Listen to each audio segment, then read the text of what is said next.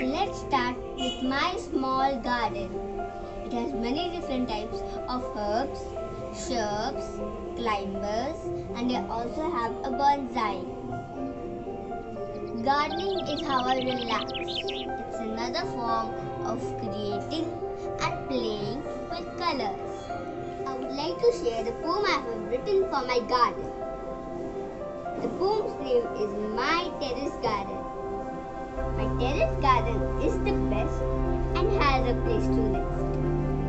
There are too many plants and that's what I always grant. It gives me fresh air to keep my spirit higher.